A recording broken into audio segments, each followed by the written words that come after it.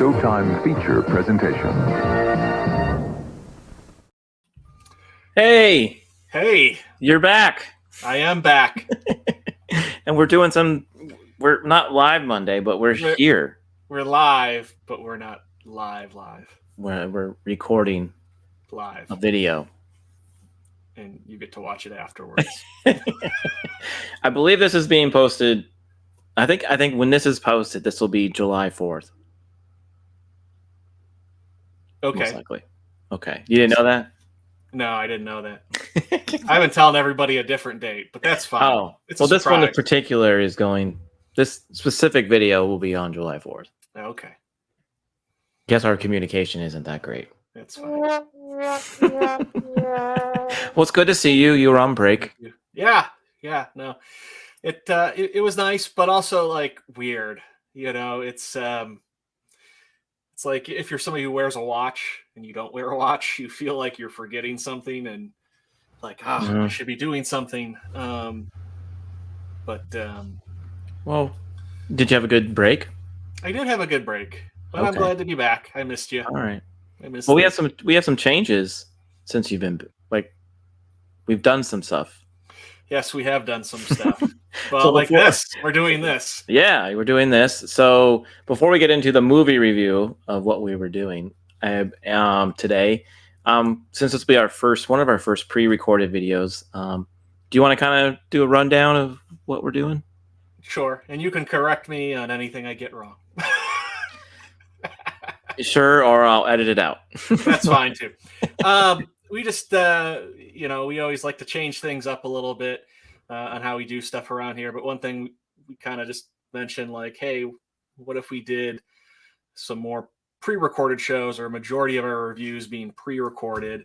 And one, it would just give us a little bit more flexibility in our lives, and kind of make things a little bit tighter in our discussions. And then we'll still do live streams, but we're going to do those kind of like something with friends twice a month. Yeah, is our plan to do that on is it Saturdays? We're doing Saturdays. Not every Saturday. I think every other Saturday. Every other Saturday. Yeah. So that's going to be our new plan going forward, and we'll see how it goes. Hopefully you guys like it. Yeah. And if you don't, tell us, let us know. But we're just trying to be a little different. We're changing it up. And we have a new name for our live show on Saturdays. Yes, we do. It's we did a poll. If you happen to see that, we said if so the fans picked this name, not us. No. Well, we gave you options. We gave options, but we just said if After the Weekend had a sequel, what would it be? And the majority voted on Weekend Harder. So that will be our Saturday show. Yeah. You have a trailer or something, don't you? Yeah. Yes, I've been working on one. In fact, do you want to show it, or do you not want to show it? No, I do want to show it, but I put it together, and then I thought I hit save, and apparently I hit delete, and I had to redo it. Oh no! So I know I was almost in tears, but it's okay. It happens. Hopefully, everybody likes it. Like I said, we might tweak this a little bit too, but so it's kind of like a rough trailer. Yeah. Okay. Yeah. So here you go.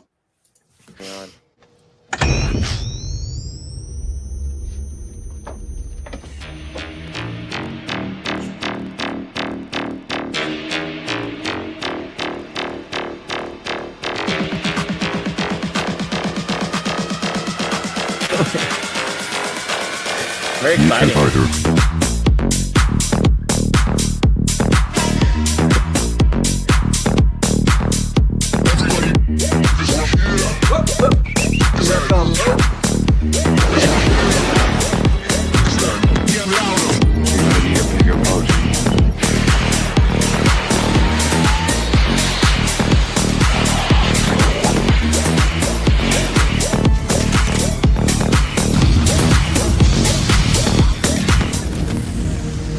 think he can hear you, Ray. Don't move. It won't hurt you. Hey, bro. I'll make an easy $200. Is this like a thing?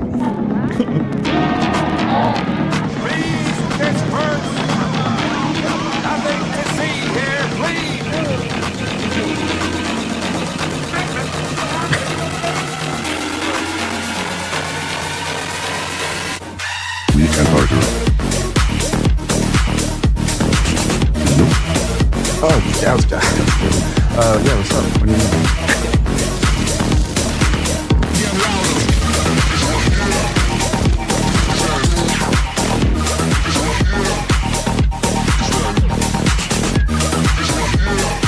Behold!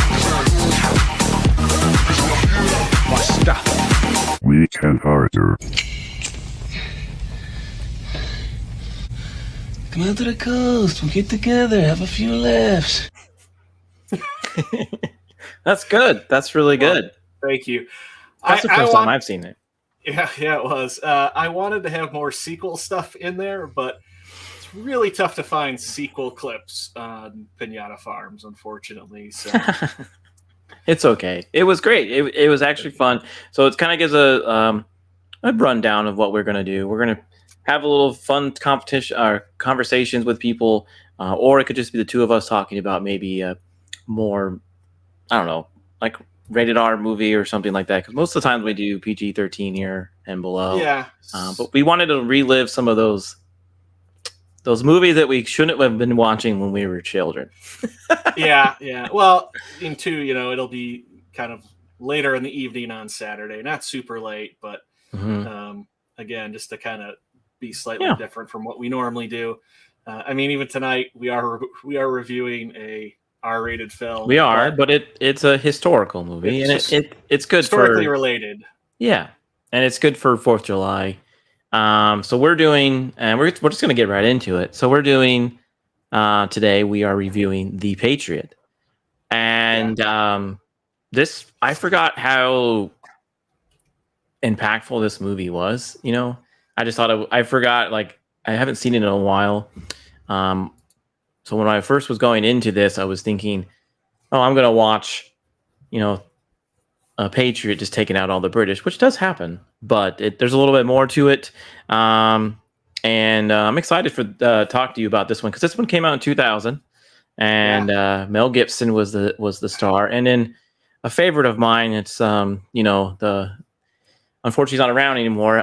Heath Ledger was in it. He was pretty young. And I think that's when he really kind of made it big after this movie, because he did really good. So, well, I have a little bit of trivia there with this. Prior to getting cast in this, he was actually about ready to quit Hollywood because he was just being typecast as like teen heartthrobs.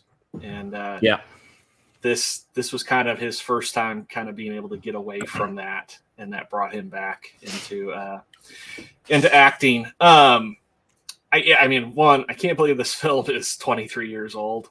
Right? Isn't that wild? 2000. Yeah. Isn't that wild? I remember seeing this in the theater. This film is brought to you by the team that did Independence Day, and it's a pretty dark film. It is. It's got some moments where you do realize some of some of the sacrifices that went through during this time in this war.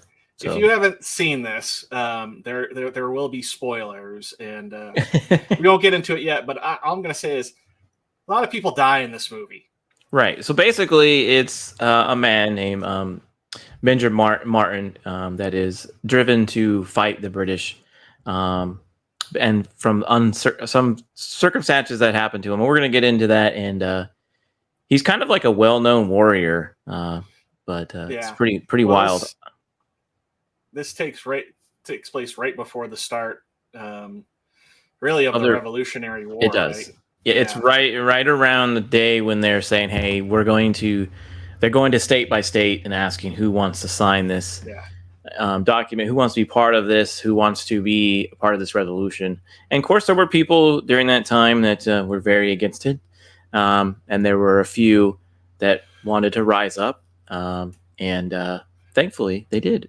Yeah. Well, you kind of see three views from it, because you see people who they want to be independent from England, and they want to fight to become their own nation, because right now it's just 13 colonies, and then you have a group that are very loyal to Britain, the crown as they call it, and then you kind of have a small bunch that you see that really kind of is in the middle, that don't like England, but like, I don't want to have people die. I don't want to fight. Yeah. There's got to be another way to do this without sacrificing ourselves and others. True. Yeah. Well, as we all know, it went the route of a war, because the British did not want to give up the lands. They wanted to own most of this out here, and be in charge of it, 3,000 miles away. So they weren't going to give it up easily. But Mel Gibson plays a character named Ben Martin. It's kind of loosely based off a real dude, Francis Marion, also called the Swamp Fox. So this guy was also a pretty hardcore warrior. So it's loosely based off this gentleman here. And he was, right? It sounded like from the very get-go, you thought he was just a farmer who wanted to build chairs. But then after you start hearing stories from other soldiers from the Indian, French and Indian War. Yeah, he was in that war, and there was stories about him being like the ghost, or he would just take care of business. He had a brutal reputation that some of his children were just barely aware of it. They just, all these, they would always encounter people that knew their father, yet they, kind of always made them feel like they didn't know him. Right. Yeah. So it would, again, not factual, true story, but I mean, I'm sure they took bits and pieces from other characters, but it was mostly from this man here, Swamp Fox. And real quick too, because you brought up him being a farmer as well as kind of being like an amateur carpenter. We first meet him. Yeah, he's building a rocking chair. I know. And he's not successful, and you kind of find out like he's like on his like 13th rocking chair. I know, he gets so mad. he gets so mad. But one thing that's really great about this film, I mean, one, there's, if you love history, there's a lot of history to it. It's a really great cast, but for as dark and dramatic as it can be at times, there's like great humor to this film as well. Mm-hmm. Yeah, there's a good amount of Mel Gibson humor, I would say. Yeah, it's definitely his humor there. But yeah, this scene where he's trying to build a rocking chair and it breaks. Like, I finally he sits back and it breaks, and everybody's watching him, and you're like, why are they watching him? It's like, because they know it's going to happen. He's always good at playing the serious but kind of chill dad, and that's what he kind of was. He was similar to this in the movie Signs, where like he was very stern. He was very like, look, these are the rules. This is what has to happen. But then every now and then he would bend them a little bit and be like, okay, let's do this. But he portrayed that. He always portrays that really well. So yeah. So the other main character we mentioned is Heath Ledger. He's his firstborn son, Gabriel, and he's very. He doesn't know really much about his father's past. He just knows him as the farmer, chair maker, and he's hearing about the rumbling of a war and the fighting for this cause, this country, and he wants to be a part of that cause. Most young teenagers or young people, they want to be part of something, and he wants to do that, and he wants to join the military and everything. But Mel Gibson's Ben does not want him to do it at first, but eventually it does happen. Yeah, and I haven't. It's been a few years since I've watched this, but that was kind of something too that I really kind of thought about a lot, while watching this. Is just, like a lot of young men, right? They want to take arms, join the military, and 17 was when they were accepting. It was taking 17-year-olds as what the minimum age was. Yeah. Yeah, and he was 18. Yep. And just his father did not want him to do it at all. Knowing the brutalities. Brutalities of war and to even especially then, and kind of thinking about being younger and now too being a parent myself, you got the whole world ahead of you and you're kind of running into a quick grave there. Yeah. And not only that, but just to imagine all his friends were joining too. Yeah, but having to let your son go and the realities of it, and it would be really tough. Yeah, I know both of us have little boys, and hopefully we never have to do that. But if they do want to serve or whatever, I mean, that's on them, but that's their choice, and you have to support them, and that basically is kind of what happens. I guess the other thing too that I look at it is, right, you always want the best for your kids, and you kind of always want your kids to be innocent. I mean, even or, as But what I mean by that, innocent, you try so hard to protect them from the hardships and the brutality of the world, and to know, again, too, what they're going to go into. I mean, that's just a tough thing. Right. It is. And you could just always see it in his face too, which because he knew he knows he really wants to do it, but he's like, I really don't want you to do it. And he was probably the same person. Maybe his father didn't want him to do it. So before we get into more of the movie, we always do a thing on our live shows. So we're gonna try to do it with our pre-records, and that's the numbers. Yes. So let's do that. So okay. So this was again released from September 1999 to I guess January of 2000. Yeah. Well, one, this will be a little different because we're not live, but if you are watching this, I still would love for you to give us your guess. Pause it right now. Yeah, think about it. Don't go look it up, but give an honest guess on it. Don't fast forward. Pause it. Now, one thing I want to mention here, I was very surprised, and I did my best to really kind of look it up, and everything I could find said, September of 99 to January of 2000. And I would have assumed that this had a much longer production, and the reason I say that is Benjamin Martin's youngest daughter, Susan, has a tremendous growth spurt in this film. Because when you first see her, she's very tiny. She's youngest, but she's very tiny. They skip a few years. Well, they skip a few years on the movie, but what I'm saying is, this girl aged 2 years. It almost seemed like in a matter of September, October, November, just 5 months. Kids grow, R2. I get that, but still, in 5 months, there's a huge change. I would have guessed that this would have taken nearly a year. That's what I was assuming it was going to be the production on it. Like I said, because she does age considerably in 5 months. Well, okay. So there you go. So what is the budget and what is the box office? I've seen the numbers, so I don't really want to guess, but we'll just try to see if you all can put it in the comments. I'll say this. I mean, yes, I've seen the numbers, but prior to this, because this is a little bit on the newer side for what we normally review, but when I was thinking about it in my head, I was thinking, I'm like, I bet this was.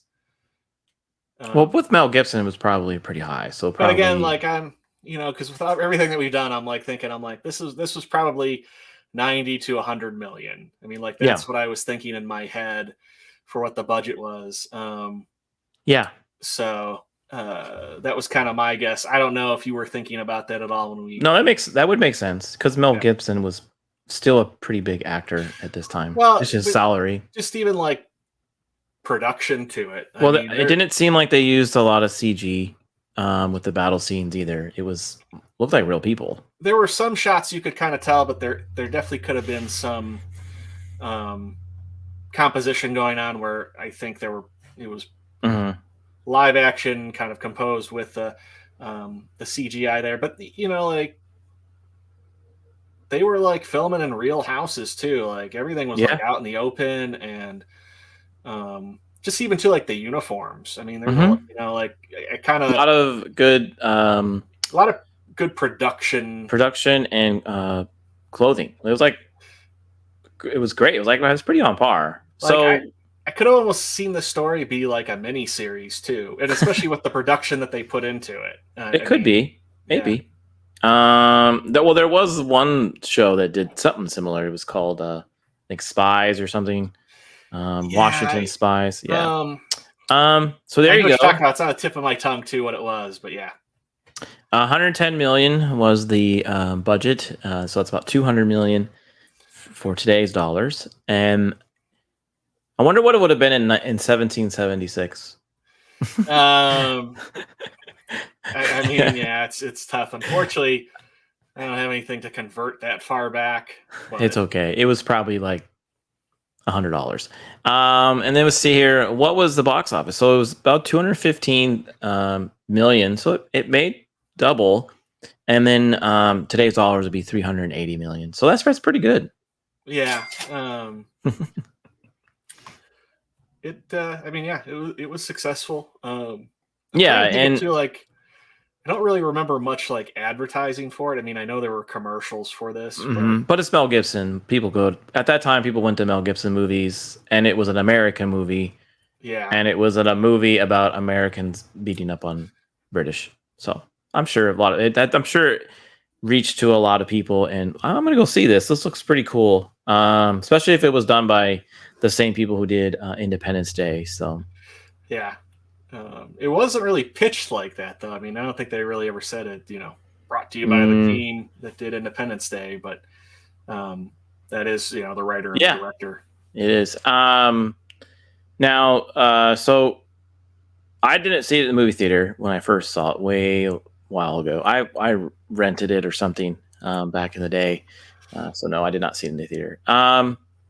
So basically, he's a family man. Also, like we said, he's a farmer, builds shares, but he has a pretty big family. His wife passed away.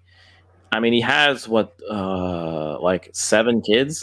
Has 7 children, and it's kind of implied too, like she maybe passed away within like a year. Yeah, something of the. They don't really tell you. Yeah, they don't really say. It's recent enough though. All the kids have a memory of her. Even the youngest. Yeah, and the youngest. Yeah, the youngest can't speak or doesn't want to speak. Yeah, after stops that. talking. Yeah. So, but there, he's a family man. He's going to do everything to protect them, which you should. So he has 2 sons, 2 oldest sons. He has Gabriel. and what's the other ones? Sorry, I'm losing Thomas. it. Thomas. They both want to join the army, but Thomas is very younger than Gabriel. Gabriel joins the service. He moves on. He goes for, I think it's a year or so. He actually fights in some battles, and Thomas is kind of looking out for him, reading some letters, telling the children what he's doing. He's kind of the reporter from Gabriel to the family, and so all the kids are interested in what Gabriel's doing. And he's talking about some brutal stuff. His friends are dying. He's fighting the British here, or they're moving here. So his brother, his little brother, basically really wants to join up with them, and soon, because I think he's got 2 years until he's 17 or something. So it's I want to say, because when they start, Gabriel's 18, and I think Thomas is 14, and they don't say it, but 2 years pass, so I want to say he's 16. Okay, or maybe he was 13, maybe he was 15, maybe that's. Yeah, what I think he's, because he goes, "Dad, can I join when I'm 17?" And he's like, "Sure." Kind of. If the war is still happening, you could do it. Yeah. You're right. You know what? I take it back. He was 13 and then the other was 18, and then he's 15 at that point because he's like 17, and he's like, the war could be over in 2 years. And he's like, God willing, Yeah, and then one of the first moments in this movie that really gets you starts showing up, and that's when the British shows up to pretty much Ben's front door after a battle because Gabriel is hurt. He comes into the night. He was actually fighting in the area. He comes into the house. They're protecting him. They're protecting the other wounded soldiers of this battle. And then the British show up at his door and say, hey, thanks for taking care of our people. But then there's this guy who shows up, and this is Colonel William Taverton. And he despises everything about he's just a really nasty person, and he does not care that Ben and his family took care of his soldiers. He pretty much wants to take them all out and hang his son for just being a soldier, really. So he's a very arrogant and snooty British man is the best way. Yeah. And it's funny thing you said that, because one thing about this movie that I looked up, I didn't know, apparently a lot of British critics hated this movie on how they were portrayed, or their country was portrayed in this movie.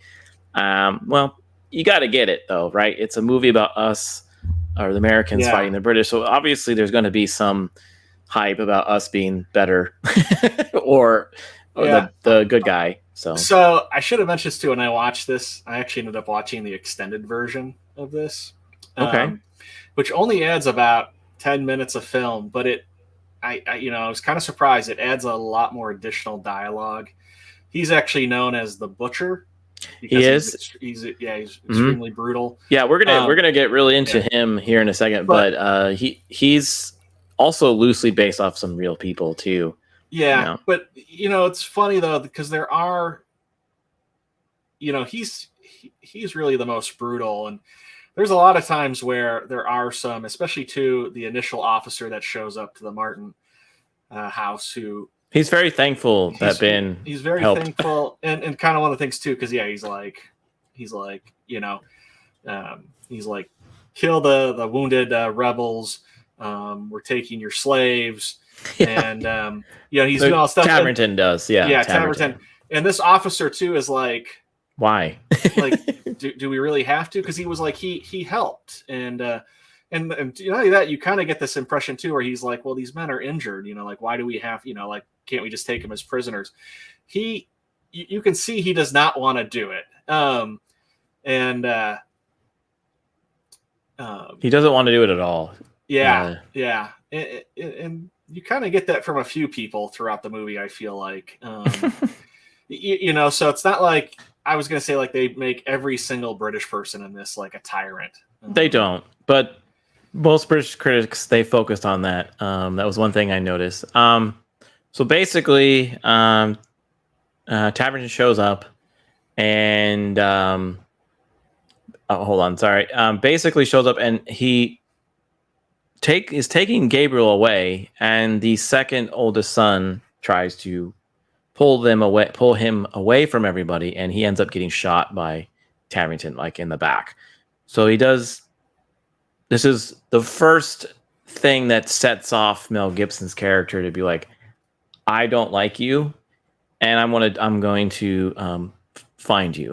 Yeah. Well, not only is he going to take his oldest son and hang him, he kills his second oldest in front of him and the entire family. His family. Yeah, he's very brutal. So this man is loosely based off another person and a few others, but basically this group that he was in, it was I think it was something Dragoons. Okay. Which is what they called like the cavalry. Well, Dragon sounds better. I was just saying it's Dragoons. But yeah, so the outfit looks pretty spot on. But you can see from these pictures, he's just a brutal villain. One of probably the best villains I've seen in a history movie. Jason Isaac hated this man.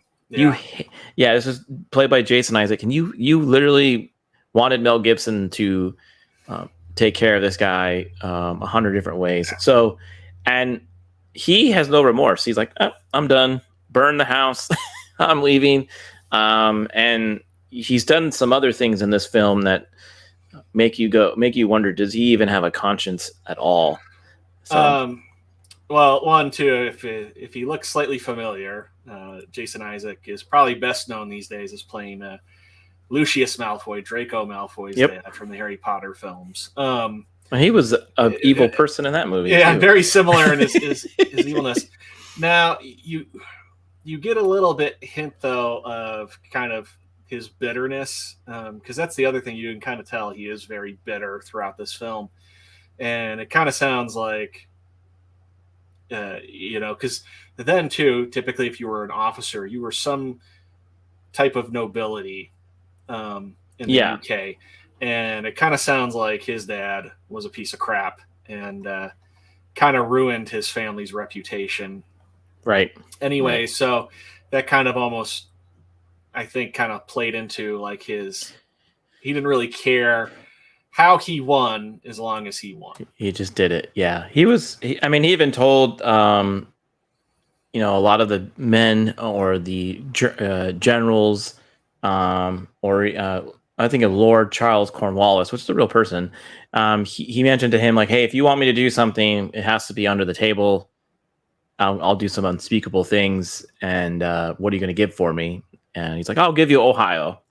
Well, he says that he goes, there's a point where, because for a while there, Mel Gibson's character, I won't get into it too much. But he's like, you got to go after him because he's like, I can't tolerate this man anymore. He's a thorn in my side. And he just says, he's like, well, if you want me to do it, I'm going to have to do it a way that you don't like it. But he's like, I will make sure that you are not held accountable. But he's like, that I won't be able to return to England, based on, because he's not going to be doing a gentleman's thing. No honor. And he says, well, once this, the war is over, he's like, we're going to establish, relations again with the colonies and commerce. But he said, the aristocracy will be landowners. And he walks over to a map and he goes, tell me about Ohio. and you also get a little bit of an indication, too. There's a scene where he's kind of like in awe of a field. And he's like, everything grows here. There's another scene. It's in the extended version where he's looking at all these lightning bugs and he's just in awe. He's in awe of the country for as much as he hates the people in it. Mm-hmm. It's the opposite of England. It is. So before we get into more of the movie, we also do another thing on the live show, and it's called In the Theaters. So we're going to show what other movies came out around this time.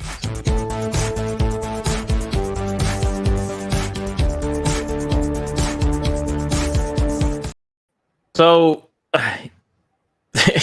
if you look at this list, you're kind of like, what? Because we have Chicken Run, Me, Myself, and Irene, Gone in 60 Seconds, and then number 5 there's Shaft. Well, you got Mission Impossible 2, Gladiator. Right, but the top 5's there. The top 5 at the time when this came out, Big Mama's House. It was none of these movies really pop out at you and say, okay. But at the same time, I remember seeing so many of these movies in the theater. And if you look at it says days in release, but I want to say I think that's weeks. Okay, maybe it's days. It's just funny because you do see Gladiator in there, but that's on its 9th. I don't know if it's day or weeks, but it's that's its ranking. Okay, so compared to last week, it was number 9. 10. But 9. Okay, so 55 days in release. So that's almost 2 months that it's been out. So yeah, again, the first 3 there is like, if you were looking at a marquee, which one would you see? I'm pretty sure I would pick the Patriot too. yeah. No, I would too. But this is one of those times like I see that and I'm like, look at all of the options of films that you could go see, and I'm like, I miss that time. Yep. Every time we show these, it's kind of interesting, right? It's Like, bittersweet, that's for sure. wow. Because Yeah. Yeah, Titan AE was good again, but that was out for 2 weeks there. Mission Impossible was almost a month, or over a month. So yeah, it's just interesting movies. So yeah, there you go. Good list of movies when it came out. It looks like it was obviously first week, and it didn't do that great the first week, but it eventually made its money. So looks like Chicken Run did really good. Yeah, well, sometimes when I pull these, it may be covering a weekend, if not the entire week. So that might just be the weekend, or that might even just be, like 2 days or something. I don't know, but the other thing too, at this time, there was still not the same type of like right today. It's like every movie that comes out, people are like they got to go see it opening weekend, right? And this was still kind of a time where, a fair amount of people go see things on opening weekend, but still, like, it was almost like a good chunk of like everything, like they'd wait for like the first week really to kind of tell, especially being like a summer film. So yeah, it was.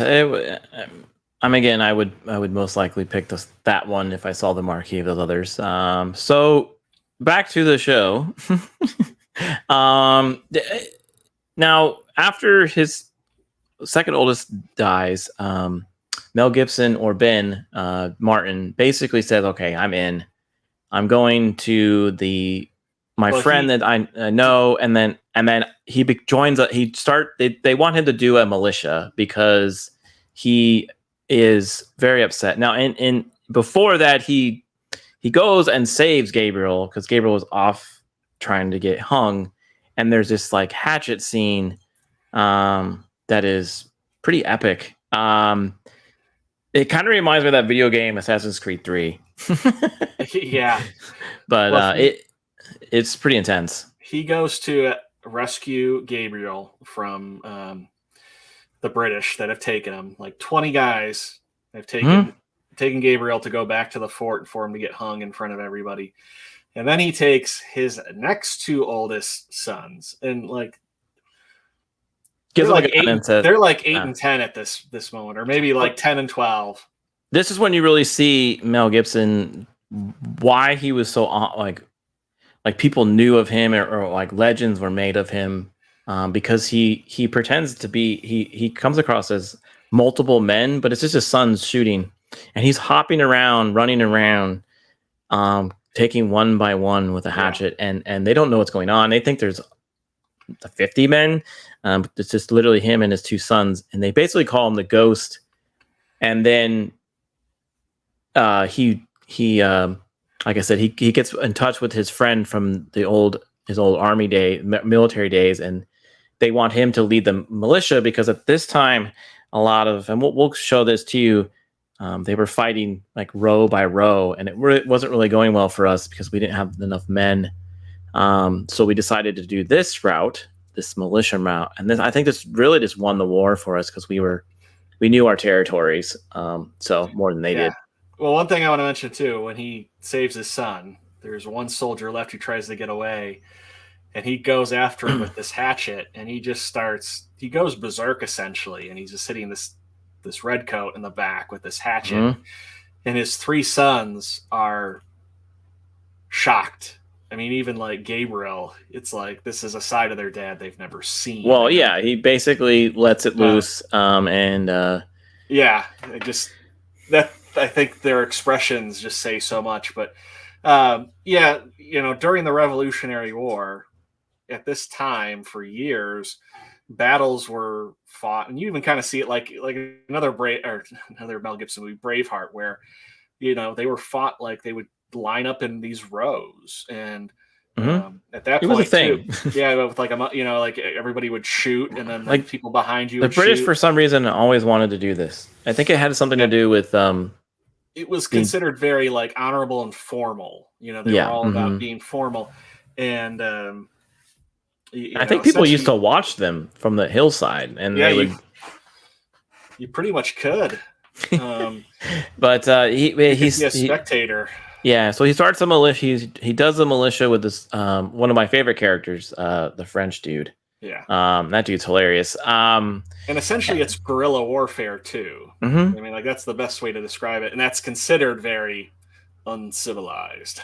Yeah, so he's basically running around town, or he's running around the country, or the countryside, taking out all the British, and that's when you get to again, William Tabberton is very upset that he's just disrupting everything. So there's another dark scene that comes up that. And the reason why I'm going to from dark scene to another one because it really that's what builds up in Mel Gibson because if he's like really just I don't really want to do this but I know I have to do it and I don't want to do it for revenge. I just want to do it because I don't want these people here because his son is telling him don't do it for revenge, do it for the cause, and it just keeps building up and he's like he keeps doing it for revenge because these things keep happening to him. Either his friends die pretty brutally or their families die from William Tabberton, and there's this. So his son gets married. It's a girl from the town across the way, and then what? Well, I mean, like they're pretty cute because like the first introduction to her. He's like, oh, hi, I'm... It's a whole side thing we can get into. But I say, like, she's like, I know who you are, you son of a bitch. You dyed my teeth black. Yeah, there's a whole cute, like, little thing on the side about their romantic courting, I guess, what they used to call it. But and him and his relationship with his future father-in-law, because they do get married, and they're very happy. And in any Mel Gibson movie, no one's really happy. So like that in Hollywood, right? The happiest people always something happens to them. Anyways, unfortunately, she goes back home to hang out with her family while he goes back to war. Gabriel and one of the other characters, which is played by Adam Baldwin, Captain Wilkins, I think his name is. He's one of the people that decided to side with the British because he figured that was the right thing to do. But then he realizes they make him do some pretty gnarly things, like burn a church full of people. And unfortunately, his neighbors. Basically, it was like, yeah, his neighbors, people he grew up with in his town. And then unfortunately, very sad, Gabriel's I think, I don't know how long they were married, but pretty recently, wife was in there, and this sets off Gabriel because Gabriel is this conscience of Gibson, where he's like, hey, we're here for the cause, not revenge, and this sets him off, and he goes after William, and then they get in an epic battle. Which is he does pretty good. Gabriel does against this well-trained. I remember watching this psycho in the theaters. I mean, I was like everybody in that theater. And you knew what was going to happen. Unfortunately, Gabriel gets taken by the sword by this man, and no, I thought it was coming up to the ending. I thought Gabriel was going to get this guy. You did. Oh yeah, it's a Mel Gibson movie. Mel Gibson's gonna be like the dude. So I figured Mel Gibson was gonna get the other guy. No, so basically, Cornwall. Yeah. So it just compounds, right? So now Mel Gibson has lost 2 sons to this man. He's far away from his family, where he doesn't want to be, fighting a kind of a war that he really didn't want to be in. He's doing it because this dude. Really, it's all for revenge, for reals, and he basically takes charge, and he's still revengeful, but then he realizes, no, there is a cause behind this, and his son had a flag, and it was really cool. His son found it on the ground, and he picked it up, and he kept stitching it and making it better because it was pretty rag and tag, as you can see there, and he uses that inspiration to say, we're going to do this one last battle. We're going to beat the British. We're going to push them out. And, and then I'm going to stab a horse with it. Yeah. And then I'm going to stab a horse with it. And basically he does, he gets into this battle and he's trying to find Williamton because Williamton's there somewhere.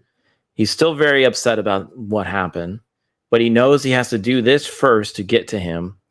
And there's just some pictures here, kind of what the militias and the British kind of look like when they were fighting against each other. So there's this big epic battle, which is pretty cool. I know it's cool in the sense that like it's pretty historical. It looks real. It's not like a battle that you would see in like Lord of the Rings or something where this is thousands and thousands of people. It just looks very like, okay, I can see this happening. And you feel that with these soldiers. It was just like one thing after another with this movie and these scenes. So it was like, well, this you could almost kind of say too, like this time period was kind of the end of, old traditional battle with the start of modern weapons. I mean, right, with muskets being used, and so that's kind of like the other thing that kind of brings the brutality level up. Right. Yeah, and Mel Gibson does finally come across Tavernton, and he's like, look, they're looking for each other. It's kind of like a Highlander type of thing, right? They're looking for each other. They're and they see each other, and they do have a pretty epic battle, a fight in the middle of this battle. You would think someone would just shoot both of them and call it a day, but that never happened. So and he does something similar where Mel Gibson pretends that he's down and hurt, and Tavernton walks up behind him and he does this cool swoosh thing with his hair, and he comes up and stabs him right in the chest. And then he says, I can't remember the exact line, but he basically says, my boys were better than we're a better man than you will ever be, or something like that. I can't remember the exact Tavernton line. is about to, essentially take down Mel Gibson, and he's actually slashed him up pretty good. And he says, they get blood drawn. And he says something along the lines of, and you thought you were the better man. And yeah, when he takes him down, and before he essentially puts a bayonet through his throat, he says, my sons were better men. Right. And we didn't mention this, I forgot to, but there is a scene where they come across paths a couple times, and Ben kind of shows his cool, and he says, when this war is over, I'm going to kill you. Yeah. And he does mention, Tavernton does mention, so, hey, you didn't get to do it. And he does. Mel Gibson gets his at the end. So during the battle, there's kind of a couple of things that you're like, okay, he's gonna kill him with this, he's gonna kill him with that, and that doesn't happen. And you actually do kind of go like, wait, maybe this guy Mel Gibson's gonna die here too. Because I remember Mel Gibson. No. At this point, though, I'm thinking, I think Mel Gibson, maybe he just dies, but then he'll die, and then the other guy get blown up with a cannonball, and it's like the end. Because one thing that he kind of carries around with him after his son Thomas dies. Thomas had these little lead soldiers, and he throughout the film he's melting them down for bullets. And the very last one that he melts, it leaves a little bit of paint from these lead soldiers that he had painted and played with. And you kind of, you can see it's like special, and you kind of think like, oh, he's going to shoot him with that. And he does, but he shoots him in the arm. And then, his tomahawk's this other big thing. Everybody talks about this, kind epic. of brutal. You saw that earlier. Soldier, yeah. The tomahawk. That carries a Cherokee tomahawk, and he battles with it. He's really good with it. And it gets flung out of his hand. He loses it. So you're like, well, the bullet didn't do it, and he lost his tomahawk, He does it with a swoosh of a hair and stabs him with a sword, and a bayonet sword, pretty much. Some random bayonet. The swoosh of the hair duck was kind of like a Con Air type of swoosh of the hair. I thought that was pretty epic. But basically, the end of the movie, I don't know if this was if I was watching the extended cut or not, but it does show the extension of what happened after this epic battle that he was in. It kind of tells the story of, eventually the French do show up and support us and help us to defeat the British. and they show the last battle of the Revolutionary War, where everybody's kind of celebrating that they won and they took out the British because we were now liberated and off to do our own new thing. And there's a cool scene where Cornwallis is sitting there and he's like, the world will change from this day forward. He basically knew the British reign was probably going to start crumbling because they had grasped this huge portion of land over here in America, and it was taken by fellows like real people like Mel Gibson characters was portrayed. So it was pretty cool. I think at this point you could kind of say this was like the last of, the phrase was like the sun never sets on the British Empire because Britain ruled so many countries across.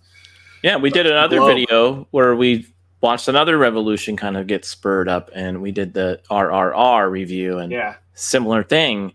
It was much later, but it was we were one of the first few to chisel at that foundation move forward. I was going to say, I mean, in the grand scheme of things, I mean that the British kind of empire rule really kind of collapsed about 100 years ago. Yeah. Yeah. Because that's when they kind of left India, and I even want to say around that time, they had a lot of influence. We'll probably get fact checked by some in people. China. Yeah, I'm not going to say exact dates, but still, it was all fairly close. That in the East, they still had a lot of significance. So they did. So yes, it did kind of portray the British as these dirtbag jerks. Not everybody was in the movie. It did show that they were some kind ones, or people just doing their job. Because again, you got to think they were coming in here defending their country too, for whatever cause they had. Cornwallis, though, for as mean of a guy, he was very cordial, very polite and proper. He had 2 dogs, and Mel Gibson took them.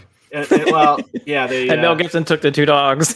Well, so they kind of the other thing the militia's been doing too is not only they're kind of taking out all these officers, but they're constantly like ransacking, stealing supply lines. My final thoughts on this whole movie is it was really impactful, but it kind of felt like he was like a revolutionary Robin Hood, where he had like a group of merry men and they were taking out the British and stealing from them and kind of, using that in their will, but they were just more surrounded by a war and something different, but it had the same kind of tone, right? Like there's this evil sheriff, there's this king, and then there's this man that is bigger than life.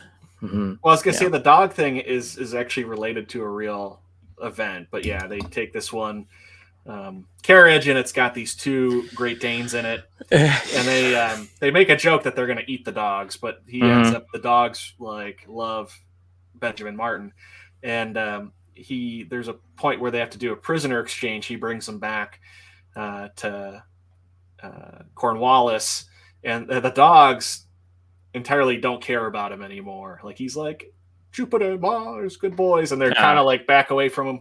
And then the dogs end up leaving with him. I thought that was funny. But that actually, I guess I can't think of the general, but one of the battles during the Revolutionary War, Washington saw the British general's terrier was running across the battlefield and called a ceasefire so the dog could be returned to the general. Nice. Because George Washington was a animal lover. And it's kind of an interesting thing to hear. I mean, imagine stopping a battle because your enemy's leader's dog had gotten out and was running across the field and you did not want it to die or be harmed, I don't think that would happen today. No. A little more civilized back then. Again, great movie. If you want to find a movie that really kind of embraces the independence of America and some of the Revolutionary War, it's not accurate. Don't think it is, but it's a very good movie. It does show some of the sacrifices everyone took to achieve independence. I'm sure there was a lot of people that did those things or went through some of that similar stuff, real people. So it just kind of gives you a memory of that. And then, yeah, Rick, what are your final thoughts? I enjoyed. I mean, it's a great film. I did get to see it in the theater, and it's even to this day it holds up really well. But yeah, I mean, I'm sure if you're a history buff, there's definitely a lot of inaccuracies in it. Yeah. It's also too, as we mentioned, though, it's a pretty brutal film. You know, it is rated R, so definitely can't watch this with the young ones around. But if you've never seen it and you do like anything that's a period movie, I think you would enjoy it. You would enjoy it, yes. So we do recommend it. Go out and watch it. We did have some spoilers, but it's not going to ruin the movie. Trust me. No. It's a very good movie. All right. Well, before we go, just remember this. We do have T-shirts here after the weekend. We can find those at mixtees.com after the weekend -logo, and you can take 20% off the total price by using an ATW20. And there you go. And we got a barking dog. Bark, bark. Yeah, that's one of my dogs. Sorry. Yeah, you get a shirt. You can support us if you like. I hope you all like this new format. Like, this is the first pre-recorded video that we've done. And so yeah, have a happy 4th of July. And we'll see you. Well, no, we won't be live next Monday. No.